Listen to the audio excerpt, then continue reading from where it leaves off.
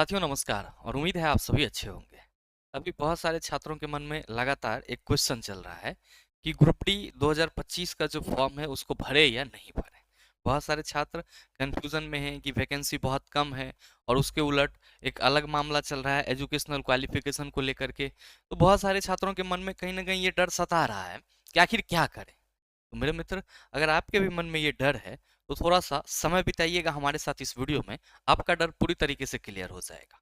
ध्यान दीजिएगा कि जो समस्या बन रही है आपके मन में वो क्या है कि सर 32,438 पद हैं और 32,438 पद में किनका कल्याण हो जाएगा। मेरे मित्र, अगर आप ऐसा सोच रहे हैं तो आप कहीं ना कहीं बहुत ही समाज सेवी आदमी हैं। लेकिन हमें लगता है कि थोड़ा सा आपको अपने लिए खुदगर्ज होना होगा और आपको अपनी सीट के लिए फाइट करना होगा। अब सवाल ये है कि सर इतने कम पद में भरेंगे तो हमारी जो चांसेस है सफलता की वो घट जाएगी। मेरे मित्र, मैं आपकी जानकारी के लिए बताना चाहूंगा और ऐसे आपको भी ये अनुभव हो चुका होगा। अगर आप 2024 के पिछली वैकेंसी को देखेंगे 2024 के पिछली वैकेंसी को देखेंगे तो मेरे मित्र आपने देखा कि एएलपी की वैकेंसी पहले आपको 5696 पदों पे देखने को मिली। फिर टेक्नीशियन की वैकेंसी आपको 9000 समथिंग पदों पे देखने को मिली। और कुछ दिन के बाद क्या हुआ तो सर एएलपी की जो वैकेंसी है वो 18,799 हो गई और टेक्नीशियन की वैकेंसी जो है वो भी आपका इंक्रीज किया गया। और मेरे मित्र, टेक्नीशियन की जो वैकेंसी इंक्रीज की गई 5000 अलग से, उसमें तो जो छात्र फ्रेशर थे, जो नए पोस्ट ऐड किए गए पीएसयू के लिए, उनको मौका दिया गया। लेकिन 9000 पोस्ट पे जो छात्रों ने पहले आवेदन करा था सर, उस पोस्ट पे फिर से छात्रों को आवेदन करने का मौका नहीं मिला। तो जो भी छात्र इस सोच के साथ भ्रम में है कि गुरुजी 32,438 पद है, हमारा सिलेक्शन होगा या नहीं होगा, ऐसे हो जाएगा वैसे हो जाएगा, तो मेरे मित्र ये सब सोचने का कोई मतलब नहीं है। मतलब सिर्फ और सिर्फ इतना है कि अगर हमें नौकरी लेना है तो हमें मेहनत करना होगा।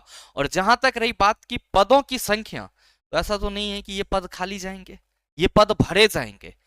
फिर वो 32,000 बच्चे कौन से होंगे, तो आप में से होंगे।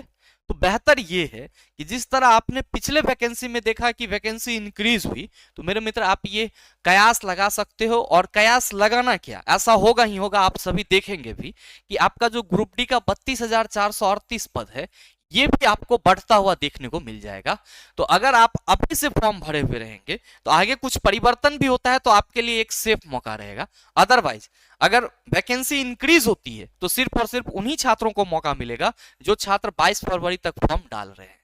तो मेरे मित्र, जिस किसी भी भाई बंधु के मन में ये शंका है कि गुरुजी ग्रुप डी का फॉर्म भरे या नहीं भरे, तो मेरे हिसाब से तो आप सबों को भरना चाहिए। अगर आप तैयारी कर रहे हैं और आप नौकरी का सोच रहे हैं तो आपको फॉर्म जरूर डालना चाहिए।